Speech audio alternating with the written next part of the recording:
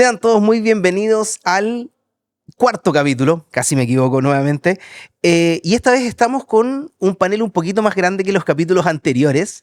Hoy día estamos con el Team Contable y les voy a explicar más o menos quiénes nos acompañan. Primero tenemos a Raúl Cortés, yo creo que es un conocido del mundo de la contabilidad. Hace un ratito ya lo vemos harto en redes sociales. Nos acompaña Fernanda Silva, tu partner contable, y Marco Morales de Tributa Inteligente. Chiquillos, un placer tenerlos aquí. Yo creo que vamos a conversar hartas cositas. Yo tengo harta data aquí que me preguntan siempre de conceptos contables, pero para partir me gustaría que se pudieran presentar. Fernanda. Gracias. Bueno, yo soy Fernanda Silva, como me presentaban, ¿cierto? Y soy la creadora de la marca Tu Partner Contable, donde probablemente me han visto en Instagram, TikTok, pudiendo relatar ahí temas contables, tributarios y laborales en la pizarra para poder enseñar, transmitir conocimiento y bueno, ofrecer las asesorías, cursos y servicios contables también para pymes. Marco. Bueno, mi nombre es Marco Morales, fundador de Tributa Inteligente, con una vasta experiencia ya más de 20 años en temas contables y tributarios. Así que gracias por la invitación, Ignacio. Y Raúl, por favor. Bueno, gracias Ignacio por la invitación. Mi nombre es Raúl Cortés, soy CEO de la empresa BTI. Nos dedicamos a todo lo que es prestación de servicio en impuestos, impuestos para el área inmobiliaria y también, ¿cierto?, reorganizaciones patrimoniales. Así que un gusto compartir hoy día con ustedes, chiquillos, y vamos para adelante. Eso, vale. Partamos entonces. Primero yo les quiero plantear una pregunta enfocada netamente en emprendedores y lo quiero tomar desde el punto de vista de que uno siempre ve la contabilidad como algo terrible. Es como lo que uno nunca quiere aprender es de contabilidad. Y quiero que me comenten, partiendo por Fernanda, ¿cuál es el conocimiento que tú piensas que tienen que tener los emprendedores cuando recién están partiendo un negocio? Mira, yo creo que lo mínimo de contabilidad y que al final afecta a todos los emprendedores también tiene que ver con impuestos. Entonces, conocer los trámites iniciales en el Servicio de Impuesto Interno, las fechas para hacer inicio de actividades y todo el proceso inicial, inscripción de factura y luego poder continuar con los conocimientos de qué tengo que hacer mensual para poder cumplir, evitar las multas, los intereses, ¿cierto? Y también de manera anual, qué proceso debo cumplir. Y ahí ir viendo para cada rubro, ¿cierto?, qué más nos piden, tanto si después voy a contratar personal, también ese rubro laboral. Entonces, ir averiguando a medida va creciendo mi empresa, va avanzando y qué tengo que ir cumpliendo para no equivocarme. Un poquito para complementar lo que decía Fernanda, Ignacio, es súper importante que las personas se empiecen a educar en términos contables y financieros, así como decía Fernanda, el inicio de actividades o qué régimen tributario iniciarse, ¿no es cierto? Entonces, de a poquito, a medida que va creciendo el negocio, es importante ya tomar las decisiones en qué minuto contratamos ya un contador más especializado, ¿no es cierto?, para tomar mejores decisiones en el camino, digamos. Eso es súper importante. ¿Hay tipos de contadores?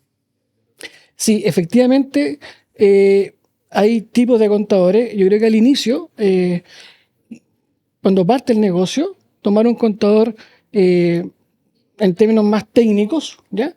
Pero cuando ya a medida tú vas creciendo tu negocio y te necesitas tomar decisiones a nivel financiero, contable y tributario, ya es importante tener ya asesores más especializados del área.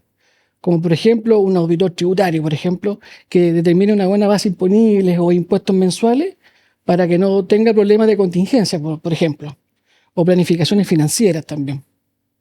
Perfecto. Y en este proceso partamos en eso, como ustedes lo están planteando. Cuando iniciamos un negocio, ¿en qué cosa tenemos que fijarnos? Por ejemplo, el tipo de empresa, régimen tributario, yo sin ser experto, son conceptos que se me vienen a la cabeza cuando yo pienso en iniciar una empresa, si lo hago por tu empresa en un día o por la modalidad tradicional, ¿qué nos pueden aportar ahí? Bueno, en el caso particular de los emprendedores, primero asesorarse por alguien que sepa. Ese es como el primer consejo, ¿ya? Y como No. A ver, uno puede hoy día con los sistemas, ejemplo, el sistema empresa en un día, uno puede constituir la empresa sin tener la parte legal o sin ser abogado. Pero también hay estructuras, ¿cierto?, que hay que respetar, mirado el punto de vista de los cuerpos jurídicos, ¿cierto?, los pactos, los estatutos. Pero ¿para dónde va el tema? Yo creo que un emprendedor que hoy día se para al frente del desafío de poder emprender, o sea, primero tiene que ser experto en lo que se va a dedicar, ¿ya? Y todo lo que es, digámoslo así, esta externalización de servicios, contar con alguna persona que logre en su nivel, como decía Marco, ¿cierto?, poder apoyarlo para que su proyecto, ¿cierto?, pueda ser sustentable y viable. Explicarle a los contribuyentes, ¿cierto?, los sistemas de tributación forma parte ahí directamente de la asesoría, la consultoría que le puede dar, en este caso, el asesor en primera instancia, ¿ya? Pero ahí es donde necesariamente lo que yo digo, que si yo me tocara emprender de nuevo y no supiera nada de esto, me haría asesorar por alguien que ya tenga tiempo en el mercado, ¿cierto? Tenga alguna, yo digo, las personas, ¿cierto?, que fueron a la guerra y volvieron, tienen las marcas de cuerpo, ¿cierto? En su cuerpo tienen marcas de guerra. Por lo tanto, un contador que haya pasado por uno o por dos procesos de reforma tributaria, que haya estado, ¿cierto?, de cara frente al asesoramiento de los clientes y que me entregue la confianza, porque esto es un negocio de confianza, un negocio de servicio, ¿cierto? Confiar en él en la primera parte, ¿cierto?, del desarrollo de mi proyecto. Obviamente que ahí vienen los sistemas, ¿cierto?, de tributación, el cumplimiento, si quiero importar, quiero exportar, ahí va a depender del giro de negocio de cada uno, la profundidad en la asesoría. Pero una persona que haya pasado por estos procesos, te diría que en primera instancia podría ser una muy buena carta de ayuda para el emprendedor que recién está empezando. Perfecto. ¿Alguien más quiere complementar la idea? Sí, por ejemplo, es importante también en el tipo de sociedad que tú preguntabas. Quizá hoy en día se escucha mucho que se crean las SPA, ¿cierto? Sociedad por acciones. Sin embargo, hay ciertos rubros que no siempre conviene la SPA. O sea, si yo, por ejemplo, quiero crear una sociedad de profesionales, no me sirve la sociedad por acciones, tengo que crear una empresa de responsabilidad limitada y ahí poder ver si cumplo los requisitos para acogerme a este tipo de empresa y con ello, por ejemplo, poder estar prestando un servicio exento de IVA. Entonces, ese tipo de asesoría, si uno lo hace solo, obviamente no las tiene y puede cometer errores que después pueden salir caros. Ahí tocaste un punto que yo creo que es súper importante y lo he escuchado muchas veces. Vamos a hacer una sociedad de profesionales para no pagar IVA. Porque nadie quiere pagar IVA, sobre todo cuando vendís servicios, y a nosotros también nos pasa. Es como no tenéis IVA crédito. Literal, o sea, tenéis REMU y el resto son gastos. ¿Qué empresas pueden acogerse a ese tipo de formatos para no pagar IVA? Bueno, continuando con eso también, ¿cierto? Hay entender que mínimo para hacer una empresa de responsabilidad limitada necesitamos 2 personas, que es un tope, porque hay muchas personas que emprenden solas y que también es difícil encontrar un socio que pueda apañarte y que pueda ser responsable en lo que necesita un emprendimiento.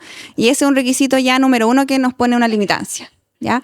Además, que los socios o socias que están participando puedan también tener un título, ya no necesariamente profesional, pero algún curso que esté relacionado con el servicio que se va a prestar, ¿ya? Y que puedan ser servicios específicamente también que se puedan acoger a esta forma para una vez que yo cree la empresa de responsabilidad limitada, pueda enviar una petición administrativa al Servicio de Impuesto Interno y acogerme, por ejemplo, a la figura sociedad de profesionales, primera categoría, para poder emitir factura exenta. Entonces, hoy en día no es tan fácil llegar y vender un servicio exento y por lo tanto requiere una asesoría un poquito más detallada. Perfecto. Me quiero afirmar también de lo que tú comentas, de que hay que buscar a alguien que sepa hacer las cosas, no hacerlas uno, porque los errores salen caros. Ustedes que me imagino que han tenido muchísimas asesorías con emprendedores, ¿cuáles son los errores que cometen los emprendedores antes de llegar a tocar la puerta de un contador o de un tributarista? Bueno, hay varios. Hay varios errores. Sí, Hay que aguantar Por ejemplo, toda la noche, bueno, pero... dentro de lo que me ha tocado a mí, por ejemplo, Dale. es que, no sé, dicen, ¿sabes qué? La declaración de impuestos la hago yo, por ejemplo. La hacen ellos. O bien, cuando hacen su inicio de actividades, ¿no es cierto? Eligen cualquier régimen tributario, por ejemplo. El régimen transparente o el que más la acomode, digamos, a ellos.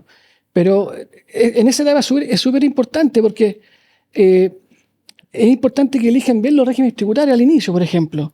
Entonces, esos son los errores comunes que yo he detectado que hacen el inicio de actividades sin conocimiento, hacen sus declaraciones de impuestos también haciendo clic y clic, digamos. La propuesta. La propuesta del servicio, diciendo que son, como dice su nombre, son propuestas, no son definitivas, digamos. Entonces, esos son los errores comunes que yo he detectado, digamos. Raúl. No, ahorrarte el contador es un, es un tema que yo veo en muchos emprendedores justo cuando están empezando su vida de empresario. Entonces, como dice Marco, yo me he encontrado, no sé, pues, con emprendedores que hicieron inicio de actividades, llegó el mes de abril y en el mes de abril te están golpeando la puerta diciendo, oye, me está pidiendo, ¿cierto?, la base del servicio que declare, haga declaraciones juradas. ¿Qué son esas cosas?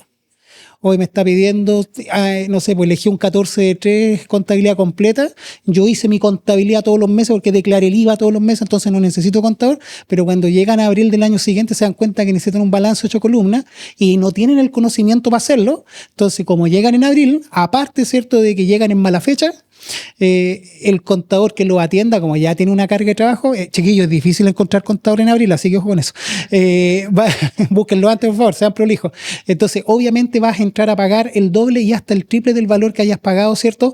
Quizás en una prestación de servicio mensual el año anterior. Entonces, creer que yo tengo las competencias para hacer algo que no sé, creyéndome que sí sé hacerlo, siempre termina, ¿cierto?, en un costo mayor, ya sea a nivel de servicio, prestación de servicio, o por otro lado, ¿cierto?, algo que omitió, oye, tenía un sueldo y no pagué el impuesto único, voy a tener que rectificar todo lo IVA, ¿cierto?, y más encima pagar las multas, intereses y reajustes.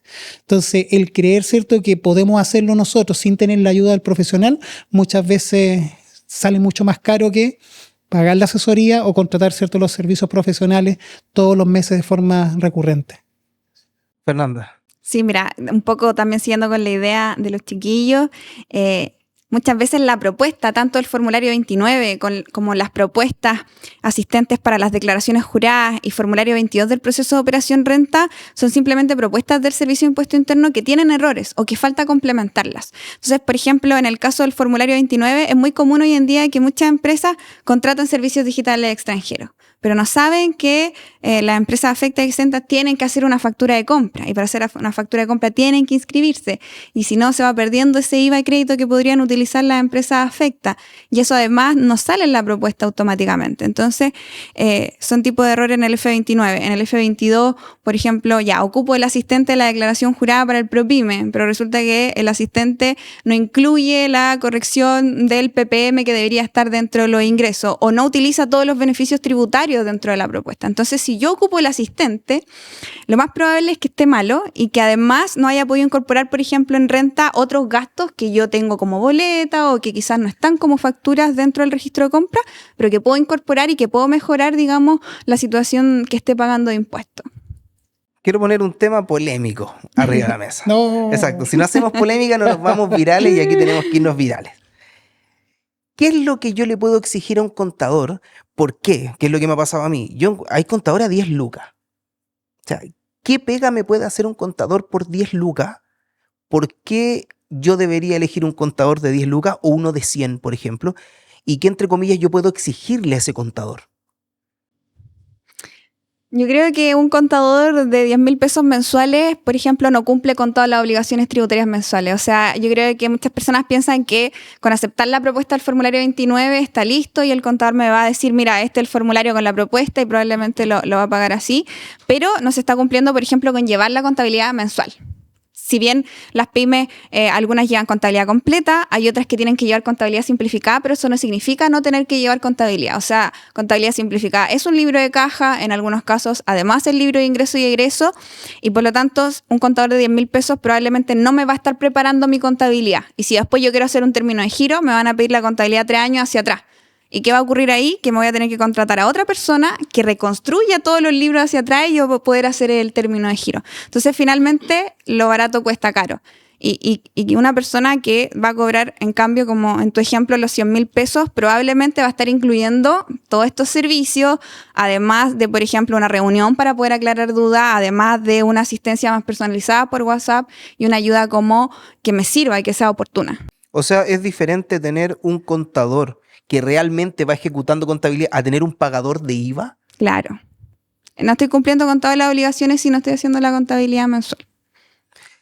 Y cuando hablamos de contabilidad, hay un concepto que se repite mucho y que mucha gente también lo pregunta, que tiene que ver con la planificación tributaria o tener una estrategia tributaria. Que ahí, Polémica la eso- palabra también. yo dije que íbamos a hacer polémica en Solicitemos esta las parte. preguntas, por favor, lo que podemos responder. Lo que podemos- Exacto. Sí.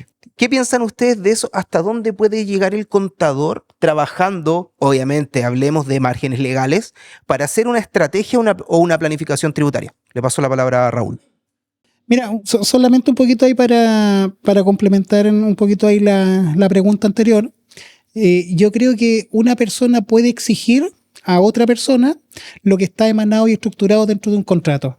Entonces, aquí el consejo, ¿sí?, independiente de la tarifa, siempre tenemos que supeditarnos a lo que hoy día, ¿cierto?, una prestación de servicio, que es el mundo contable. Nosotros, ¿cierto?, los prestadores de servicios estamos dispuestos a entregar como nivel de servicio cuando se lo explicamos a nuestros clientes, y que nuestros clientes entiendan, ¿cierto?, cuál es el nivel de servicio que está, entre comillas, ¿cierto?, estructurado dentro del valor que está pagando.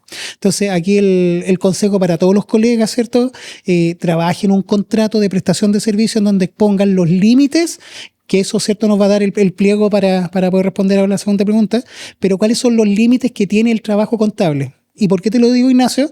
Porque hoy día el mercado entiende que el contador, dependiendo de cierto nivel, la hace toda. O sea, el contador es abogado, el contador es tributario, el contador es psicólogo. Sí.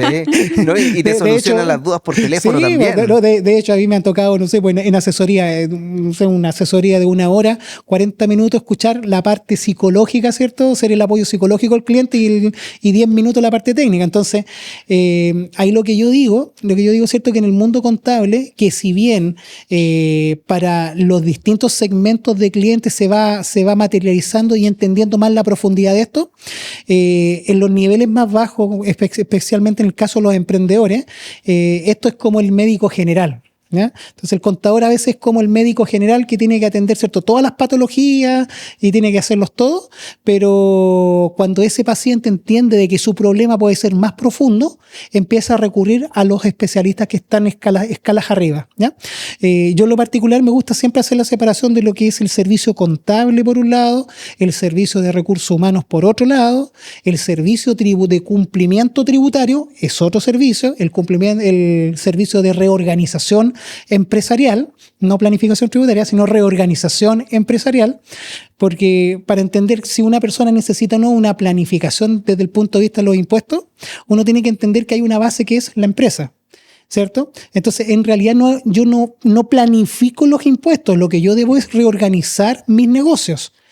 Y que producto de esa reorganización de negocios, que tiene un área legal, que tiene un área tributaria, que tiene un área de auditoría financiera, yo empiezo a trabajar, ¿cierto?, con los distintos especialistas. Entonces, desde el punto de vista de la planificación, hoy día, ¿cierto?, hay mucha sensibilidad respecto al tema, porque hoy día navegamos y convivimos desde el año 2014 con normas generales antilusivas, ¿ya? Eso, obviamente, nosotros que somos tributarios entendemos un poco más en profundidad qué es lo que significa, ¿cierto?, entender, ¿cierto?, que si lo que estamos haciendo forma parte de un acto elusivo o no, dependiendo, ¿cierto?, la orientación y el direccionamiento de por qué estamos haciendo las cosas, ¿ya? Y esto se lo explico súper rápido. Evasión, ¿cierto?, es no hacer lo que la ley nos dice que tenemos que hacer. Eludir significa utilizar documentos, actos y contratos de la ley, ¿cierto? Abuso, por un lado, la figura del abuso de documento, para poder, ¿cierto?, tener un fin que es pagar menos impuestos. Eso hoy día, tanto la evasión como la elusión, a nivel de sanción, se paran sobre la misma plataforma y tienen el mismo grado de peso de sanción, ¿ya? Por lo tanto, si un emprendedor hoy día quiere planificar sus impuestos, el planificador, que es el tributario, tiene que ceñirse bajo lo que dice la ley y decirle, mire, esto es lo que su negocio da, esto es lo que usted tiene que pagar, ¿ya? Si usted quiere pagar menos que esto y la ley dice que tiene que pagar esto es lo que tiene que hacer, ¿ya? Pero malinterpretamos mucho la palabra planificación, ¿ya? Especialmente para los emprendedores cuando dicen, oye, que estoy pagando mucho IVA, estoy pagando 10 palos mensuales de IVA. ¿Cómo puedo bajar el IVA? No, si el IVA no lo puede bajar, si ni siquiera lo está pagando usted. Entonces, cuando entramos a esa dinámica, Ignacio, y aquí el consejo para todos los que nos escuchan, aprendan, tomen cursos, chiquillos, tomen los cursos, ¿cierto? De la Tu partner Fernanda, contable, exacto. tomen cursos. ¿Por qué? Porque una persona instruida y que sepa esto no va a colocarse en riesgo él, no va a colocar en riesgo su negocio, ni tampoco, ¿cierto?, se va a encontrar con un asesor que le va a tener que decir que no. Entonces, hoy día la brecha está en la educación. No, súper importante lo que dice Raúl. La verdad que es súper importante, sobre todo el tema de la ley elusiva, digamos, y de evasión. Además de eso, un poquito agregar ahí a lo de Raúl, es que es importante también para tomar un tema de planificación o de reorganización empresarial, es importante tener una contabilidad ordenada que te permita, ¿no es cierto?, poder planificar y poder estructurarte, ¿no es cierto? Y en base a esa contabilidad, a ese control de costos o gastos de forma mensual, por ejemplo, te permite tener controlado tu situación financiera y en base a eso poder determinar un impuesto a fin de año, por ejemplo, y controlado, digamos. ¿Se pueden planificar esos impuestos? O sea, yo me puedo parar en octubre, por ejemplo, y saber a ese mes cuánto estoy pagando en abril del año siguiente. Se pueden proyectar los flujos, efectivamente, y hacer un cálculo para poder ver más o menos cuánto es el impuesto que se va a tener que pagar.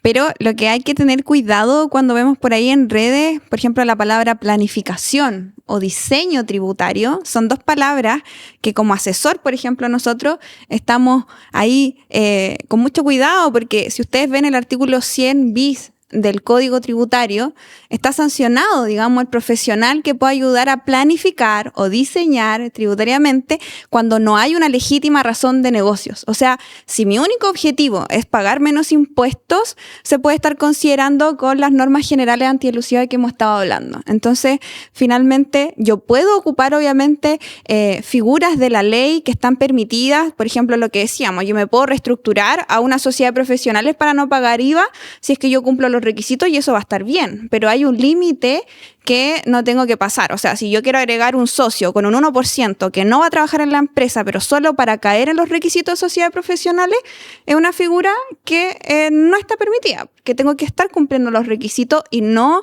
haciendo simulaciones suponiendo que estoy cumpliendo los requisitos. Y eso es lo que tenemos que tener cuidado. Perfecto. Y quiero pasar al siguiente punto. O sea, podemos planificar y no planificar. Hay que tener mucho cuidado con eso. Es que ahí hay un tema súper interesante porque la ley, ¿cierto? La ley tributaria tiene principios y uno de ellos es el principio de economía opción. O sea, ¿qué es lo que te dice qué es lo que te dice la ley tributaria? Te dice, tú como empresario eres dueño de reorganizar tu patrimonio, tus negocios como a ti te guste y como tú quieras. Mira, tengo un punto para complementar ahí. Yo siento muchas veces que el optimizar es en realidad corregir. Me ha pasado, por ejemplo, que colegas me dicen, oye, no, optimicé mi contabilidad y empecé a agregar gastos que no agregaba. Y yo creo que ese es el concepto que muchas veces hablan de optimización. Sí, la optimización tributaria, entre comillas, si lo vemos, ¿cierto?, en colocar gastos que no estoy colocando, o sea, ahí la boleta, ¿cierto?, la tenemos que pasar nosotros porque, entre comillas, no estamos considerando costos que tiene el negocio. Y el fin último en la contabilidad es traducir los hechos económicos en un estado financiero que represente la realidad, ¿cierto?, de tu negocio. O sea, si no agregamos todos los gastos, estamos declarando una rentabilidad más alta de la real. Efectivamente, entonces, pero eso nace directamente de la administración del negocio, o sea, el que no se esté registrando, no hay proceso de caja chica, no hay proceso de contabilización de boleta, efectivamente, cierto, no es una optimización tributaria o no, sino es una omisión del proceso natural administrativo que tiene que llevar cada empresa y cada emprendedor. Entonces, cuando un contador nos quiera vender una optimización tributaria porque le puedo meter más costos, en realidad no está optimizando. Lo que no está haciendo es, hagamos el proceso como debió haber sido desde el día 1 hasta la presentación. Mira, un poquito complementando lo que dice Raúl, claro, el concepto de optimización, por ejemplo, no tiene relación con si incluyo o no incluyo este tipo de gasto. Por ejemplo, sabemos que en la normativa del artículo 31 de la LIR está especificado el tema de los gastos, que son, ahí te señala cuáles son los gastos. Pero más que nada, por ejemplo, cuando uno habla de optimización, habla del concepto de cómo utilizo, ¿no es cierto?, los beneficios tributarios disponibles que están, por ejemplo, en la persona natural, por ejemplo, o los beneficios tributarios que están en las pymes, por ejemplo. Tenemos uno de las optimizaciones que son muy buenas son, por ejemplo, en la pyme son la depreciación instantánea, por ejemplo. O también ocupar los beneficios del artículo 14 letra E, de la renta líquida y la reinversión, del 50% con tope 5.000 UF. Es un beneficio tributario disponible que muchos no lo utilizan. Tenemos la depreciación acelerada, por ejemplo, también en el régimen 14A. Entonces, tenemos, en el caso que lo dedicamos al rubro inmobiliario, está el tema del el gasto por contribución, mantenciones que tiene el departamento. Entonces, hay una serie de gastos y beneficios que están disponibles y que lamentablemente las pymes o empresarios no lo utilizan. O sea, terminamos pagando impuestos de más netamente por desconocimiento. Mira, yo creo que siempre, yo tengo una máxima, el impuesto siempre se paga. Siempre el impuesto se va a pagar. Lo pagues tú o lo va a pagar tu familia o lo va a pagar tu herencia, ¿ya? Yo me quiero centrar sobre el concepto de economía de opción, ¿ya? Y te doy un caso práctico. Las personas naturales que se dedican al mundo inmobiliario, digamos así, que compran departamentos, ¿cierto? La mayoría de ellas, el modelo de negocio está basado en la persona natural porque esos son los sujetos de crédito, ¿ya? Y el negocio inmobiliario tiene que ver con el apalancamiento.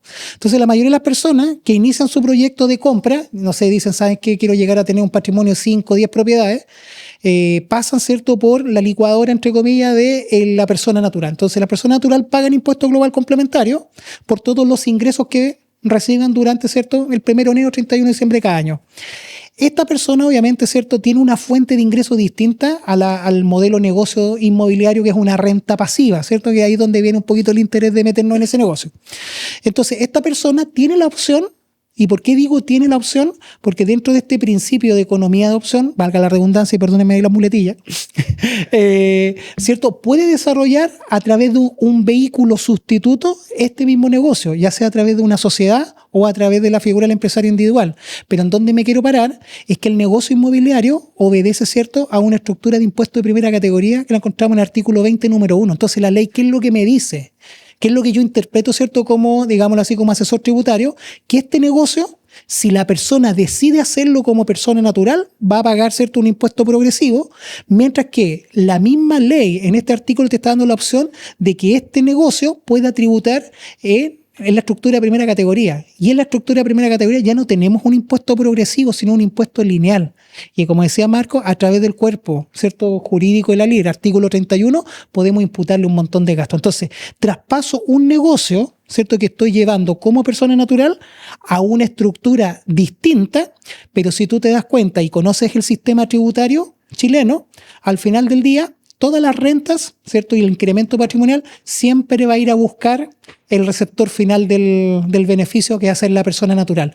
Lo único que hacemos en esa estructura es postergar. Entonces, cuando hablamos de estructura o de estrategias tributarias, lo que hacemos es postergar, pero en algún momento esa postergación se va a materializar en un impuesto final que o va a global complementario o va a impuesto adicional. Entonces, ahí es donde debemos entender las reglas del juego, nosotros primero los asesores, para poder asesorar a nuestros clientes. Obviamente, un caso mejora la caja de la empresa para que en ese tiempo, ¿cierto?, pueda optimizar esos flujos y hacerlos crecer. Y en el otro, paga su impuesto y él decide, ¿cierto?, cuándo lo vende y cuándo materializa el flujo, ¿cierto?, de esa inversión. Entonces, eso es economía de opción. Eso es yo elegir, ¿cierto?, mediante los dos mecanismos que la ley me da estructuralmente, cuál de los dos caminos elijo. Y ahí ya entra la decisión de la persona. Y eso no es ilusión, eso es economía de opción. Enfocándonos en los emprendedores, hay un tema que también me llama mucho la atención y lo he escuchado muchas veces, que tiene que ver con qué relación tengo que tener con mi contador. Y en... No le prestes plata. Espérame, vamos para allá. No sé si prestarle plata, pero por ejemplo algo que me ha pasado muchas veces, colegas o en el mundo del emprendimiento. Oye, yo le pasé la plata al contador para que me pagara el IVA y en buen chileno el contador me cagó y no me contestó más. El contador me dijo que estaba todo impeque, desapareció el contador y resulta que tengo todo rechazado. ¿Cuál es la relación, cuáles son las buenas prácticas que debería tener un emprendedor con su contador? Fernanda. Yo creo que ahí es importante, si bien yo puedo delegar, no soltar toda la responsabilidad. O sea, aprender a revisar, que ya, quizás yo le puedo transferir al contador el pago del formulario 29, pero el contador me debería enviar los comprobantes de pago o yo saber ingresar al Servicio de Impuesto Interno a consultar directamente si lo pagaron o no, en ese primer ejemplo. O en el segundo ejemplo, quizás yo tengo un contador, pero poder entrar a revisar que en el fondo los formularios 22 queden aceptados sin observaciones, las declaraciones juradas aceptadas. O por último, si yo no sé entrar a revisar, contratar una asesoría externa que pueda revisar y auditar el mismo trabajo del contador, ya sea interno o que igual lo tenga externalizado. Yo creo que esos son puntos clave porque hay personas que efectivamente dicen, no, ¿sabes qué? No me da para pagar, no quiero entrar, más fácil transferir. Y bueno, quizás está bien, pero también en algún momento poder controlar para que no se nos escape de las manos. Sí, mira, yo un poquito voy a complementar lo que dice Fernanda. Efectivamente, lo que hacemos nosotros, Ignacio, es con los clientes más importantes, ellos les dejamos la declaración guardada en el Servicio de Impuesto Interno, nos conectamos y ellos mismos pagan su declaración de impuestos. Y los más chiquititos lo que hacemos, se pagan los impuestos, ¿no es cierto? Nos transfieren, pagamos los impuestos y de inmediato se le envía la información al cliente para que esté en conocimiento del pago. Perfecto. O sea, en sí nosotros, en el mejor de los casos, pensando en el debiese ser, deberíamos tener la capacidad de pagar nuestros impuestos mensuales a partir del trabajo que hizo el contador. Sí. Cuando hablamos de contabilidad, todos pensamos en los impuestos, en el IVA, en la renta, pero la contabilidad es mucho más que eso. Yo estudié auditoría, siempre he dicho que no me gusta la contabilidad, es algo que no me cierra, pero sí me ha sido muy útil para mis propios negocios. ¿Qué consideran ustedes que es importante manejar como emprendedor desde el punto cero, o sea, desde que parte un negocio a nivel contable para poder tomar decisiones y no trabajar, no sé, por ejemplo, me pasa que emprendedores amigos literalmente combinan su cuenta corriente con la de la empresa, por ejemplo, y no hablemos de un flujo de caja o un estado de resultados. ¿Cuáles son los puntos que ustedes creen que hay que trabajar desde un principio para llevar ni siquiera contabilidad, hablemos de finanzas ordenadas? Bueno, yo creo que ahí el tema es entender los estados financieros, ¿ya? Entender un balance que hoy día le decimos, ¿cierto? Un balance clasificado antiguamente, cuando lo estudiamos, hoy día ya en Mundo IFRS tiene otro nombre, estado de situación, ¿ya? Pero las personas, yo creo que el emprendedor debería conocer más de finanzas que de contabilidad, porque la contabilidad es el mecanismo, ¿cierto? Y el lenguaje que transforma un mundo de la realidad físico, de gestión, ¿cierto? De entrada y salida de cosas, a la acumulación de un conjunto que se llama el estado financiero. Entonces, un emprendedor o empresario, bueno, los empresarios en eso lo manejan harto, pero entender para qué sirven los estados financieros, qué es lo que reflejan, qué es lo que contienen y qué información ellos pueden nutrirse como hechos pasados para proyectar, ¿cierto?, el mundo futuro. Un estado financiero es algo estático, es algo que ya pasó. Yo le digo el post-mortem, ya murió ya murió el número, murió la gestión. Pero los negocios son dinámicos y los negocios tienen que mirar el futuro. Pero, ¿cierto?, aquí es donde viene el mundo estadístico. O sea, si yo tengo todos los años, ¿cierto?, una venta más o menos pareja, una rentabilidad más o menos pareja, yo ya entiendo cómo se está comportando mi negocio y entiendo el ciclo de vida quizás en el cual me encuentro, ¿ya? Pero hoy día la contabilidad es, ¿cierto?, es el lenguaje para llegar a la información dura que es la finanza. O sea, yo tengo un estado financiero, ¿cierto?, un estado de situación, balance clasificado, chiquillo, para los más viejitos, los peladitos. Balance 8 columnas. Es el tributario, pero ¿cierto? Pero para los que están peladitos como yo. Entonces, hoy día entender las masas patrimoniales es re importante, saber si tengo más activos, más pasivos, ¿cierto? Cuánto es la cobertura que tengo del pasivo sobre el patrimonio, es re importante para entender la solvencia de la empresa, la platita, chiquillos. Y por otro lado, la gestión, cómo están mis ventas, cómo están las provisiones, cómo están los meses, estado resultado, y no que sea anual, sino traten de abrirlo un poquito más y verlo mensual. Y eso es un insumo importante para después poder desarrollar cada uno su flujo de caja, que todos concordamos, ¿cierto?, que las empresas no quiebran por rentabilidad, sino por la necesidad del flujo. Entonces, entender tu flujo de caja a través de la información histórica es algo que sí o sí los emprendedores deberían conocer. Pero, ¿cierto? Aquí es donde entramos en la dinámica de que el emprendedor no tiene mucho tiempo para aprender, sino tiene que distribuir, ¿cierto?, su tiempo en poder hacer el giro negocio. Entonces ahí viene muy importante asesorarse por buenos contadores que le puedan, ¿cierto?, que puedan adelantarse con con esta asesoría, ¿cierto?, y darle las recomendaciones desde esta óptica más financiera a los emprendedores. Pero aprender masas patrimoniales, estado de resultado, estado de gestión, y obviamente pilotear el buque con un flujo de caja es fundamental. Si no, chiquillos, Adiós. los espero para el término de giro y la apertura de la otra sociedad. Oye, un poquito complementando lo que decía Raúl, claro, es cierto. La verdad que yo siento que los emprendedores al inicio, y es válido, de pagar un contador dentro de lo más barato posible, porque la verdad que ese contador va a determinar a lo mejor un impuesto, un balance, solamente para pagar los impuestos, ¿se entiende? Para cumplir con esa obligación tributaria.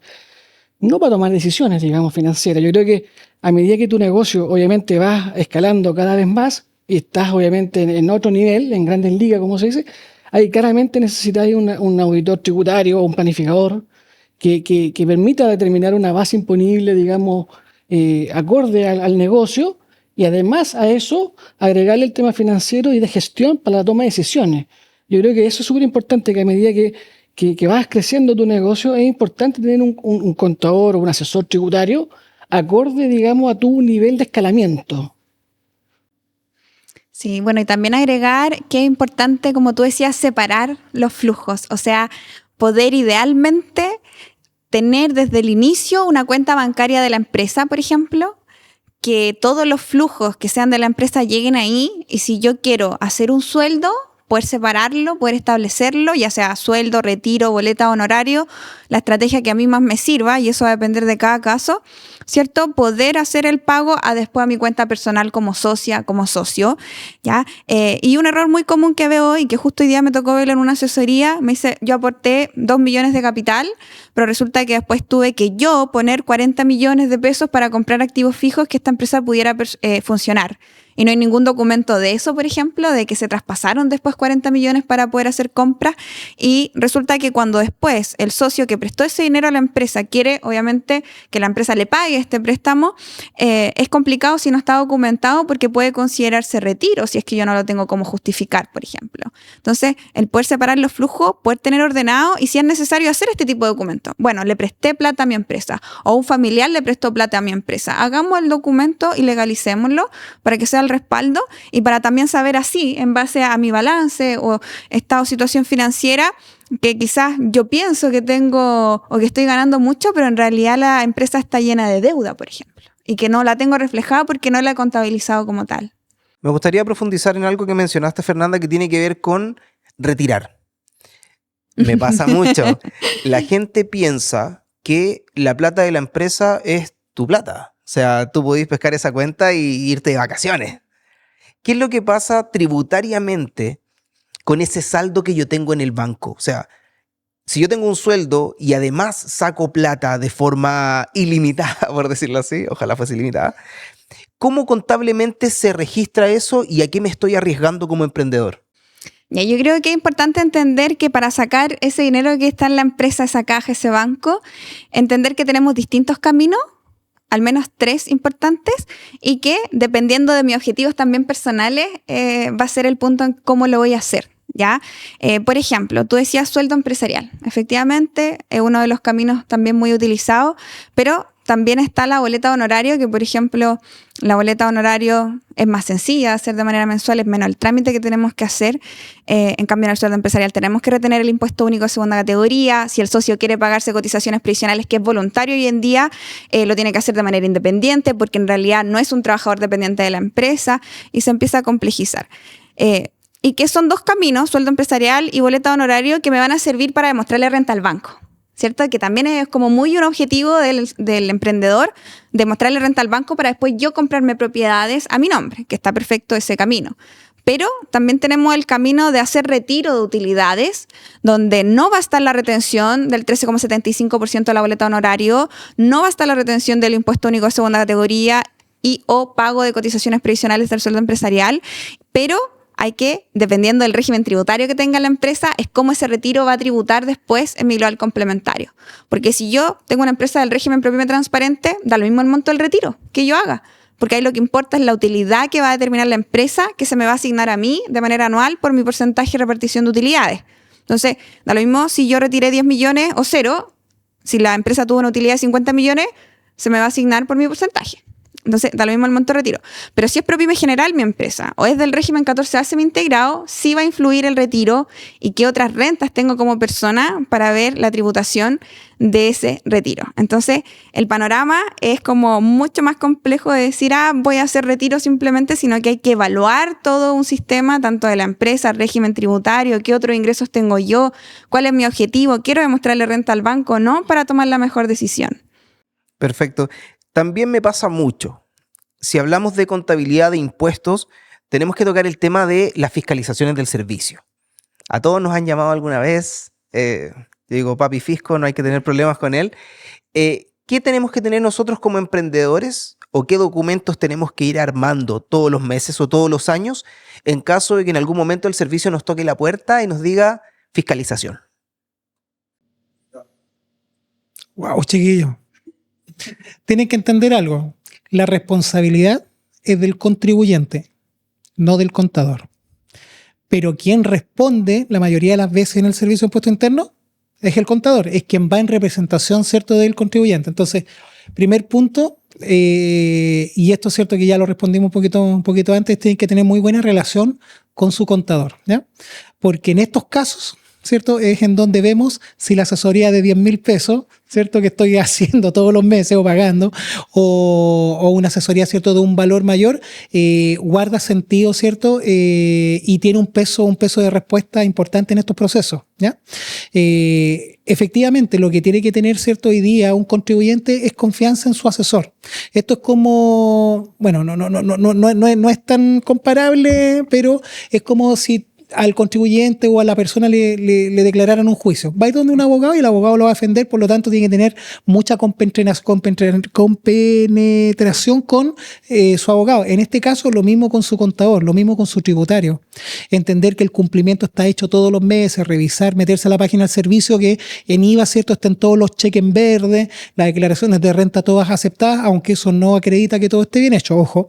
Pero sí, ¿cierto?, tener mucha confianza con su asesor, porque en estos procesos es en donde, ¿cierto?, quedan problemas o pueden suceder algunas cosas. Entonces, por mi lado, ¿cierto?, es tener una estrecha relación con el asesor. Cuando nos toque ir al servicio de impuesto interno, tratar de acompañarlo a lo menos en la primera instancia para cerciorarnos por qué nos están llamando, ¿ya? Nos llaman por justificación de inversiones, nos están llamando, ¿cierto?, por alguna observación en la renta, por una subdeclaración de ingresos. Entonces, ¿todo esto se come? No, la verdad es que no, pero hay que entender qué significa cada una de esas observaciones para nosotros poder generar un entendimiento de lo que podríamos, ¿cierto?, nosotros, del qué es lo que nos podría pasar en ese proceso de fiscalización, ¿ya? Ojo, en el caso de observación, alguna declaración jurada que está no aceptada, no cuadró, ¿cierto?, la declaración de remuneraciones con el DT, con el libro del DT, ya por último, ahí ya sabemos que puede ser una observación mucho más pequeñita. Pero si me están llamando, ejemplo, por artículo 23 de la Ley de Impuestos a la Venta y los Servicios, ahí me están refutando el IVA y puede que no sea yo, ¿ya? Puede que sea a alguien de la cadena de proveedores que yo le compré que no pagó el IVA, ¿cierto? Y hoy día existe lo que se llama la trazabilidad del IVA. Por lo tanto, el servicio está, de alguna u otra manera, si un contribuyente se porta mal, está afectando a toda la cadena de clientes que tuvo ese contribuyente. O sea, yo me tengo que cuidar no solo de a quién le vendo, sino que también a quién le compro. A quién le compras. Y es re importante eso. Mira, no quiero poner muy técnico, pero uno de los requisitos que te pide, ¿cierto?, el poder utilizar el IVA a crédito fiscal es que, bueno, la mercancía haya entrado, ¿cierto?, la prestación de servicios se haya realizado, pero uno de los puntos más importantes es el pago, la forma de pago, tiene que ser nominativa, ¿ya? Entonces, si no pagaste con cheque, no pagaste con transferencia y le pagaste, ¿cierto?, en efectivo, y esa persona no pagó su IVA, el Servicio de Impuesto Interno te va a denegar el uso de ese crédito fiscal, ¿ya? Y esto puede estar emplazado a años anteriores. Por lo tanto, hoy día con los plazos de prescripción del servicio, esto te pueden refutar un IVA de hace 36 meses atrás, no vas a poder acreditar el pago, no vas a poder ocupar el crédito y te va a llegar, ¿cierto?, la multa de este volado porque ahí se va a sumar multa, intereses, reajuste de hace 3 años atrás. ¡Wow! Yo tengo un caso así, chiquillo. Y No, incluso, por ejemplo, incluso complementando lo que dice Raúl, es súper importante porque si no justificas ese crédito fiscal, digamos, o esa factura, entramos ya en términos ya del artículo 97 del Código Tributario. Entonces, es súper importante acreditar bien que el pago de esa factura, por ejemplo, el tema de las facturas falsas, si no la acreditas bien, digamos, estás en una infracción tributaria. Entonces, es súper importante acreditar con el pago, con el cheque al dorso o la transferencia, el RUT del proveedor, el número de factura y todos los conceptos que queden claros para que ese documento sea fidedigno, por ejemplo. No sé si quiero agregar algo más a lo que los chiquillos dijeron. En el fondo, poder tener ahí los respaldos y sobre todo ahora con esta ley que está por aprobarse también de cumplimiento tributario. Yo veo muchas personas que por evitar hacer la boleta o por evitar pagar están pidiendo transferencia, pero hoy en día también se van a controlar las transferencias. O sea, si a mí me van a transferir 50 cuentas distintas dentro de un mes, por ejemplo, una semana, un día, el banco va a notificar y por lo tanto, si yo estoy teniendo ingresos que no estoy demostrando, que no estoy pagando el IVA, que no estoy pagando el impuesto a la renta, hoy en día es más fácil para el Servicio de Impuesto Interno hacer el cruce de información y que finalmente me cobren esos impuestos. Entonces, mucho ojo con que si estoy haciendo una actividad que debe pagar impuestos, hacerlo bien desde un inicio para evitarme dolores de cabeza más adelante. Yo me acuerdo hace un año atrás, será, el caso SumUp, que eran estas maquinitas sí, blancas, que quedó un desastre porque aparecía el caballero que vendía papa en la feria, que le prestó la máquina a todos los ferianos, porque era el único que la tenía, y registraba ventas pero millonarias, y él no tenía ni inicio de actividades.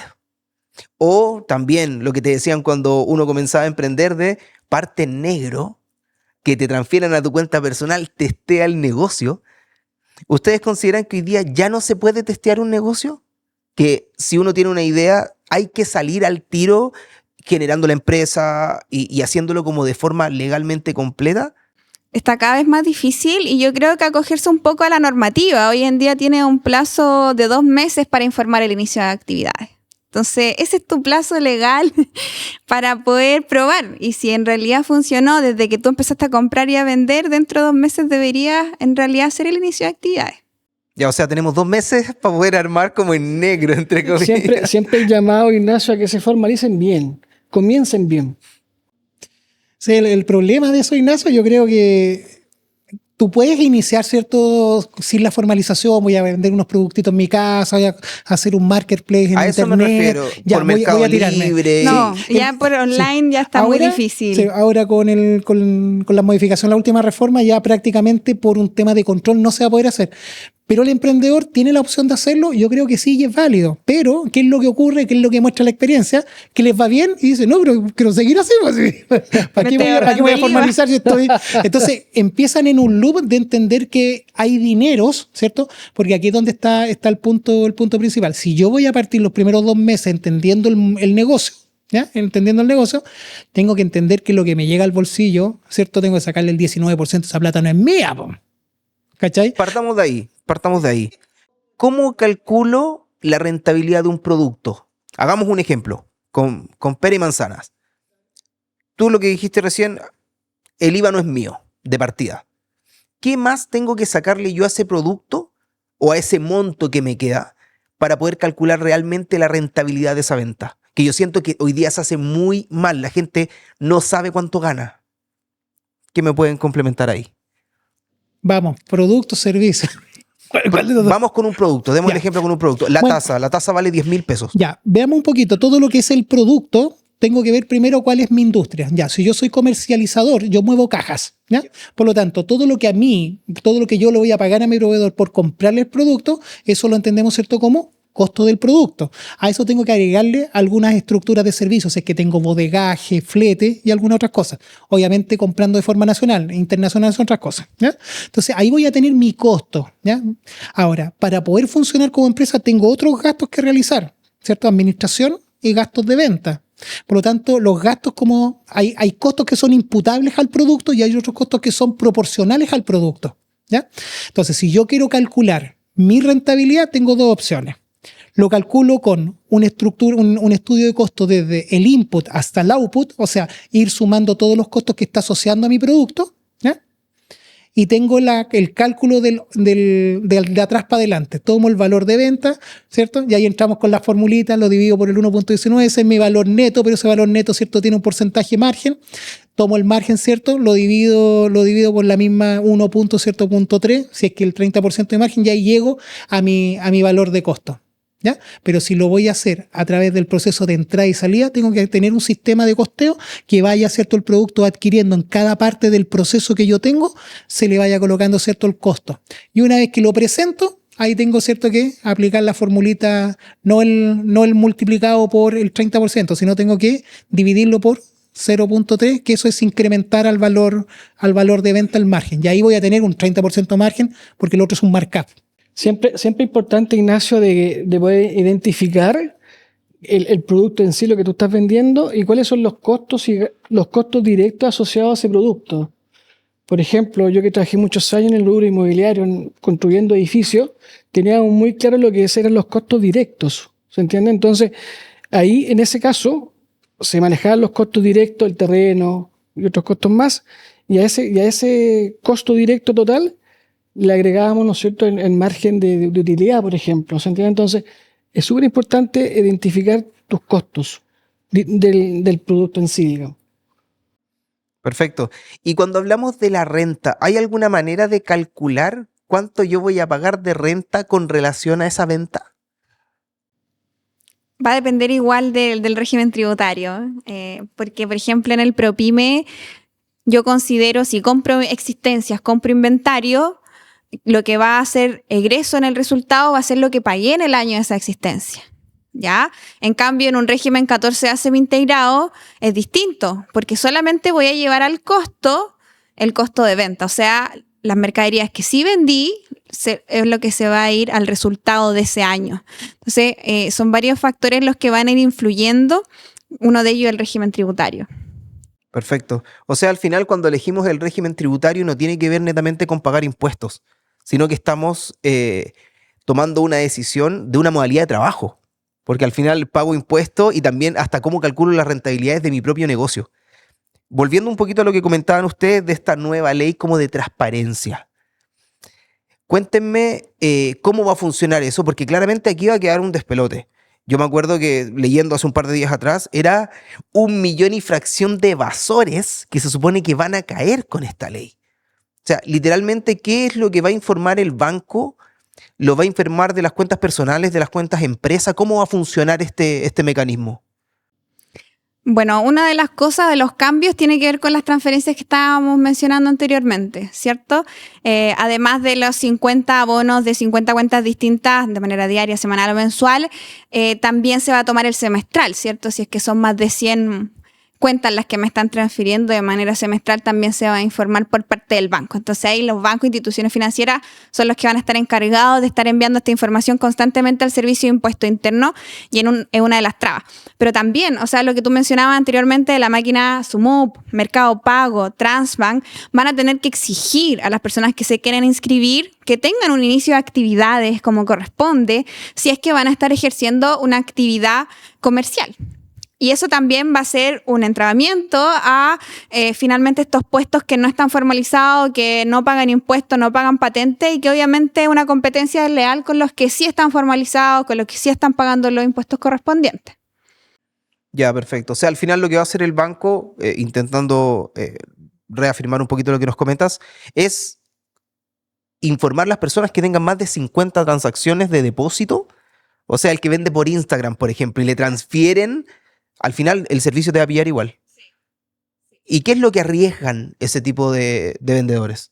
Con esta información, el Servicio de Impuesto Interno puede cobrar los impuestos que no se han pagado. Supongamos el caso de una persona que hace, por ejemplo, la manicure, ya, pero que no está formalizada, y todas sus clientas le hacen las transferencias. Probablemente en un mes tiene más de 50 clientas y cada una hace una transferencia distinta. Por lo tanto, si no está formalizada, el Servicio de Impuesto Interno probablemente la va a citar, le va a llegar una notificación y les va a decir, bueno, demuéstrame de dónde o por qué surge este ingreso, y si no ha pagado impuesto por hacer la manicure, va a tener que pagar, por ejemplo, por el reemplazo que debería haber sido emitir la boleta de honorario, retener el 13,75% que hoy en día se va a cotizaciones previsionales, y además de manera anual quedar afecta a este impuesto progresivo que es el impuesto global complementario, y pagar ese impuesto. Y me lo pueden recalcular y hacerme pagar ese impuesto. Perfecto. ¿Cuáles piensan ustedes que son los mitos que hay detrás de la contabilidad? Porque como les digo, yo como emprendedor me toca mucho escuchar colegas como, no, es que la contabilidad es un cacho, la contabilidad es un problema. Yo creo que ustedes son una raza aparte que les gustan los números y aman la contabilidad. Yo creo que para todos los emprendedores es un temazo el tema contable, y yo creo que tire la primera piedra al que no ha pagado una multa. ¿Cuáles son los mitos, consideran ustedes, con relación a eso? Por ejemplo, parto con el primero. Solo con el hecho de constituirme voy a tener que pagar impuestos. Eso es un mito. Se paga impuesto cuando hay incremento patrimonial. O sea, si no hay ganancia, no vas a pagar. Pero eso tiene que tenerlo muy en claro el emprendedor desde el inicio. Y aquí hay una hipótesis, ¿cierto? Que toda empresa que nace con la intención de ganar. Por lo tanto, cierto que una empresa nazca perdiendo, tiene que ver a giros de negocio específicos, pero yo te digo, la mayoría de los comerciantes que inician, cierto, sus proyectos, o sea, ellos van a ganar dinero y van a tener que pagar impuestos. Ahora, la parte contable, como concuerdo contigo, como es un bicho raro, porque me hablan acerca de artículos. No, y el contador te mete miedo. No, tenés que pensar que ya en esta conversación hay como 8 artículos. O sea, yo he anotado como para buscarlo más rato. No, y el artículo es una cosa, y la circular es otra, y el oficio es otro. Yo no sé ni qué régimen tributario tengo. Y yo creo que tribunales tributarios te andar buscando, porque puta, yo me voy aterrado. Recibiste 10 lucas en la cuenta corriente y no diste boleta. Ya, obviamente, cierto, tiene que ver mucho con nuestro lenguaje, ¿ya? Como nosotros exponemos nuestros servicios. Y a veces se nos olvida que al frente de nosotros no tenemos a un erudito, ¿cierto?, de la parte contable, de la parte tributaria. Tenemos una persona que lo que quiere hacer es un negocio y ganar plata con ese negocio. Entonces, a veces nuestro lenguaje, porque estamos metidos estudiando la ley todo el día, estamos con colegas conversando todo el día, a veces traspasamos, ¿cierto?, esa misma forma de lenguaje hacia nuestros clientes. Y ahí es cuando nuestros clientes nos empiezan a mirar medio raro, ¿ya? Entonces la interpretación pueden ser dos. Este es un bicho raro que me viene a hablar de algo que no sé, así que lo corto, lo bloqueo mentalmente y no escucho más. Y lo único que digo, ¿cierto?, si me dice que tengo que pagar 100 lucas de impuestos, lo pago, o 10 palos, lo pago. O hay otro cierto grupo que dice, oye, que el hombre, que erudito, que sabe harto, ¿no? Él debe ser bueno, ¿ya? Entonces va a depender mucho de cómo transfiramos nosotros el conocimiento, y al final del día, para mí, ¿cierto?, un cliente que tenga y que gane plata, ¿cierto?, y que pueda subsistir los próximos 10 años, si yo le presto el servicio contable, voy a estar muy interesado en que eso, ¿cierto?, se mantenga en el tiempo, porque ahí es donde hacemos match en este concepto de economía integrada. ¿Ya?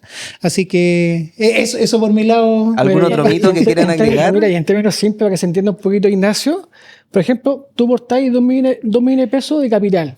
¿Ya? Y tuviste durante el periodo, tuviste 8 millones de pesos de utilidad. Por lo tanto, tu patrimonio neto, digámoslo así, son 10 millones de pesos. Por lo tanto, si tú eres eficiente, esos 10 millones de pesos tú lo puedes invertir en tu empresa, obviamente, en activos, en maquinaria, ¿no es cierto? Por lo tanto, de alguna forma, ese patrimonio neto, tú lo estás reinvirtiendo. Entonces, de alguna forma estás ocupando ese incremento patrimonial que comentaba Raúl, lo estás utilizando en tu negocio, en tus activos. ¿La empresa puede invertir como entidad independiente a mí? Siempre, Ignacio, es importante separar lo que son los socios que aportan el capital, ¿ya? Que son, obviamente, el capital es lo que la empresa le debe a los socios, en realidad, ¿se entiende? Entonces, es súper importante eso, diferenciarlo. Por lo tanto, ese patrimonio, Ignacio, es importante trabajarlo en la mecánica del negocio en sí. Perfecto. O sea, pasándolo un poco a español. No es que ustedes hablen en inglés, pero a mí me cuesta, es un tema muy complejo. Si mi empresa gana plata, ¿mi empresa puede comprar una propiedad, por ejemplo, o invertir en acciones? ¿O me conviene tomar esa plata, pasarla a mi bolsillo y yo como persona natural comenzar a invertir?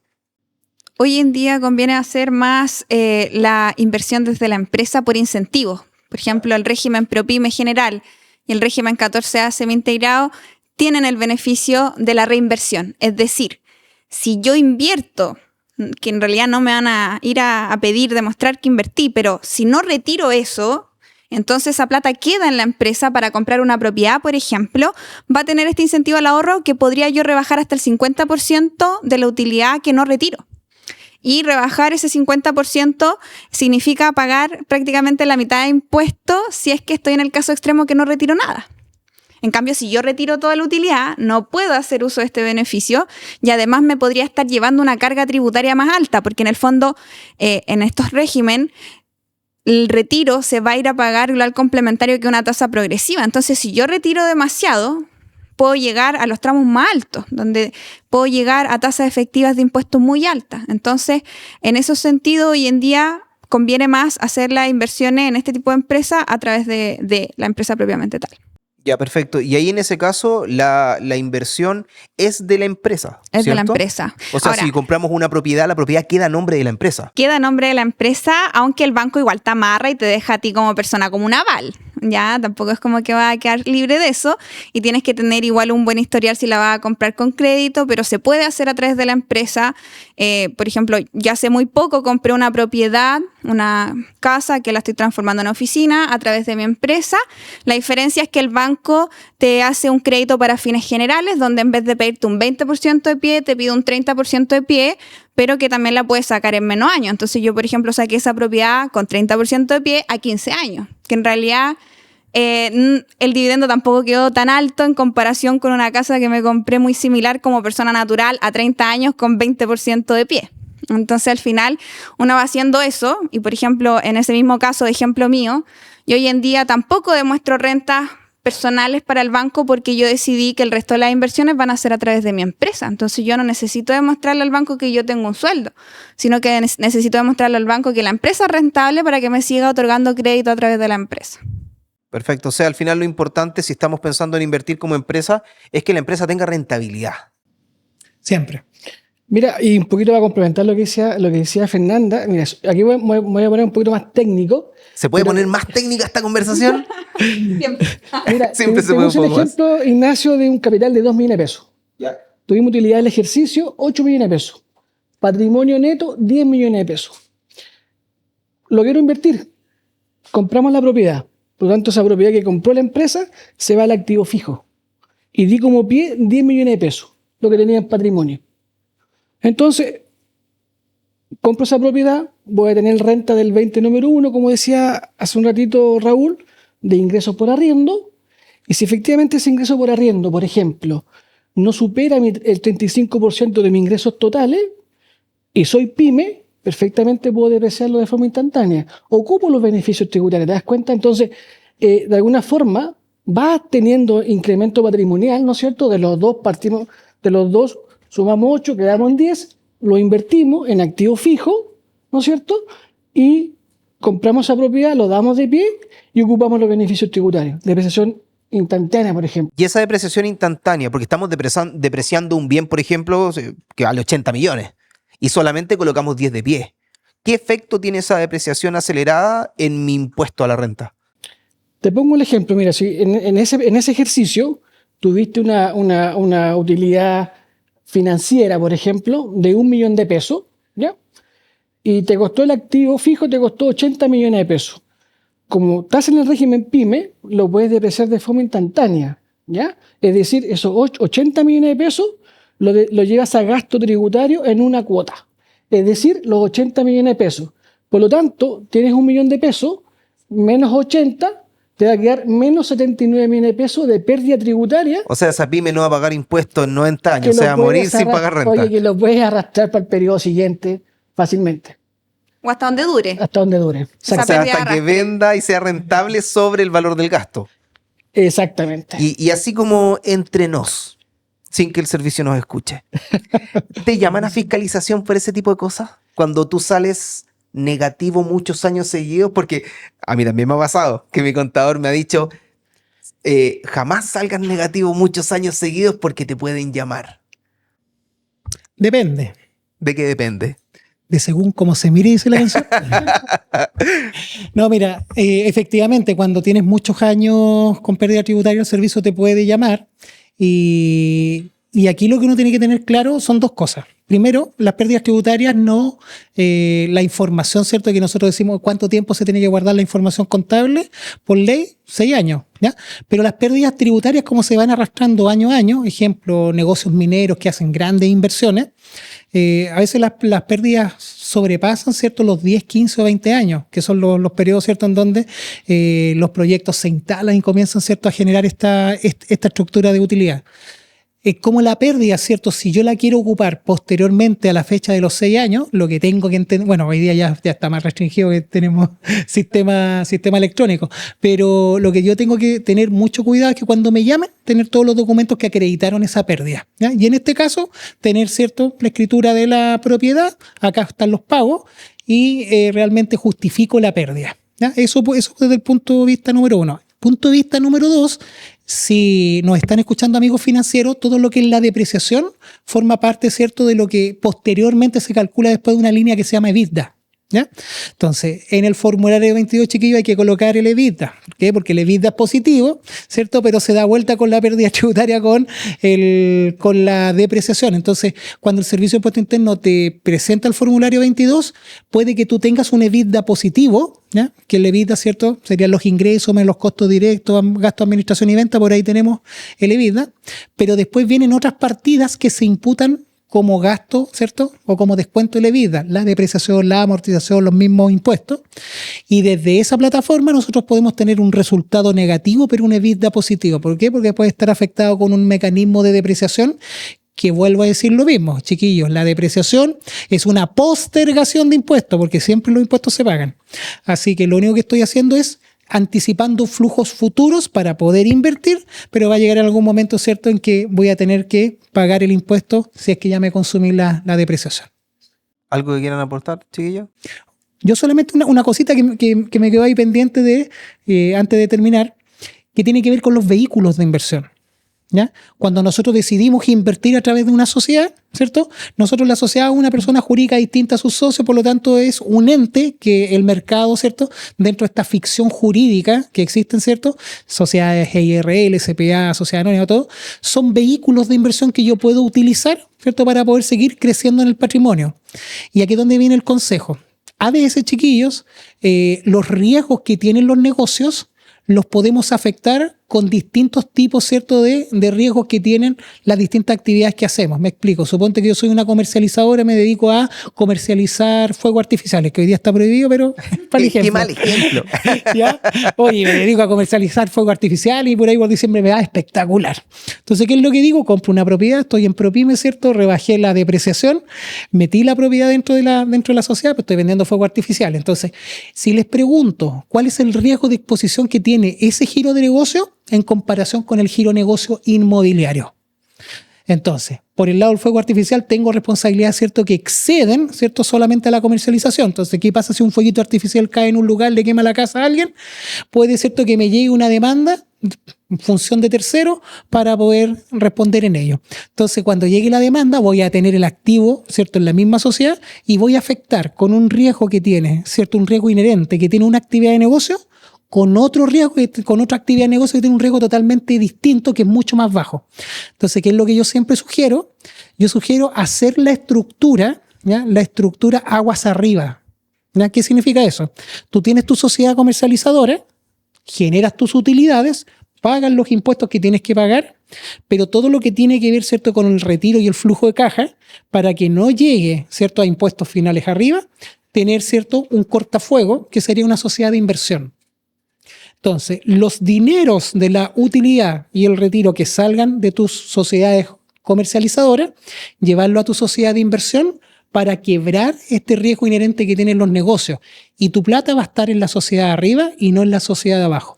Y esto tú lo utilizas como mecanismo de creación de patrimonio en renta pasiva, sin necesariamente trasladar este retiro a la persona natural y desde ahí quedar expuesto, ¿cierto?, al impuesto progresivo. Solamente ese regalito para hoy día, chiquillos. No, si quieren profundizar más, oye, eso es como una estructura holding, ¿cierto, Raúl? Estructuras holding Así sirven es. para diversificar riesgos y para mejorar, ¿cierto?, ahí las tasas de impuestos personales. Perfecto, chiquillos, para ir cerrando, ya estamos súper pasados, pero la conversación está entretenida. Yo dije, vamos a hablar de contabilidad, lo estábamos conversando con Marco y dije, chuta, ¿qué hablaremos de contabilidad? Pero hay un mundo de cosas, en realidad, que cuando uno se empieza a meter, se pueden ir conversando. Yo a todos los invitados, nunca había tenido tantos al mismo tiempo, les pido que para cerrar el capítulo nos den eso que si uno pensara, ¿qué es lo más power que yo le puedo enseñar a otra persona? Sea ese el consejo con el que cerremos el capítulo. Partamos contigo, Fernanda. Yo creo que una recomendación en general, no solamente con el mundo de los impuestos o de la contabilidad que estamos viendo hoy día, tiene que ver con el capacitarnos, con el poder ir aprendiendo siempre más. Porque finalmente uno como emprendedor parte especialista en el área de cada uno. Sin embargo, el emprendimiento está lleno de otras áreas que sí es necesario que sigamos aprendiendo. Una de ellas es la contabilidad de los impuestos que hemos estado hablando hoy en día. Otra es el marketing, otra es las finanzas propiamente tal. Y así un montón de otras áreas que si yo quiero efectivamente llevar un emprendimiento y que esto crezca, tengo que saber de todas esas áreas, aunque sea un poco, para poder dirigir todo de manera correcta. Perfecto, Marco. Sí, tal cual. Yo creo que es importante que los empresarios o los emprendedores que se están iniciando se capaciten, estudien, tanto temas contables, a lo mejor temas más básicos, como temas financieros. Tributarios ya son más complejos, así que por esa área yo creo que dejarla directamente a los asesores como nosotros, ¿ah? Y que tomen buenos asesores al inicio, es importante para una buena decisión, para que no tengan problemas más adelante o en el futuro con temas relacionados con los impuestos. Perfecto. Raúl. Capacítense para dirigir, ¿cierto?, su empresa, y los asesores, asesórense por los mejores, personas con experiencia que hayan pasado, ¿cierto?, por esa etapa. Y tercero, chiquillos, innoven y siempre presten atención al flujo de caja. Es la sangre de las empresas. Perfecto, chicos, ya para cerrar y agradecerles mucho, yo creo que de este capítulo salen muchas cosas, muchas dudas que yo fui conversando previo al capítulo, y claramente se van a plantear nuevas dudas porque la conta, como para mí, es hablar chino. ¿Dónde los pueden ubicar? ¿Cómo los pueden contactar? ¿Y qué servicios les pueden prestar ustedes directamente a los emprendedores? Bueno, yo en redes sociales, en Instagram y en TikTok estoy con la cuenta Tu Partner Contable. En LinkedIn estoy con mi cuenta Fernanda Silva. Y nuestra página web, tupartnercontable.cl también, donde van a poder encontrar distintos cursos en el ámbito contable, tributario y laboral, que en realidad son cursos pequeños, básicos, tanto para emprendedores, contadores que quieren dedicarse a esta área, y que por lo tanto les voy enseñando no solamente parte de la teoría que es importante, sino el cómo ingresar al servicio, dónde revisar, ¿cierto?, dónde ver si está observado el formulario, donde poder encontrar esa información también. Asesorías personalizadas 1 a 1, donde podemos ingresar a la página del servicio a ver propiamente tal qué podemos mejorar, qué está bien, qué está mal, o qué estrategias podemos seguir, etcétera. Y también ya el poder contar con nuestros servicios, donde de manera mensual y anual lo apoyamos en todo este proceso junto con el equipo. Perfecto. Marco, ¿dónde podemos ubicar a Tributa Inteligente? Bueno, mi página de internet es tributainteligente.cl. Mis redes sociales también son Tributa Inteligente, ¿ya? Y también, obviamente, asesorías personalizadas. Y súper importante de ahí que nosotros nos acompañamos en todo el proceso de crecimiento. Así que encantado de poder asesorar a nuestros clientes. Veamos quién gana de los tres. Raúl. Instagram, Raúl Tributario, chiquillo. Página web www.eti.cl, y nos dedicamos a todo lo que es reestructuración tributaria para el mundo inmobiliario, y también cierta externalización de servicios contables tributarios. Perfecto. Le agradecemos, chiquillos, su Muchas tiempo. gracias. Y nos vemos en un siguiente capítulo.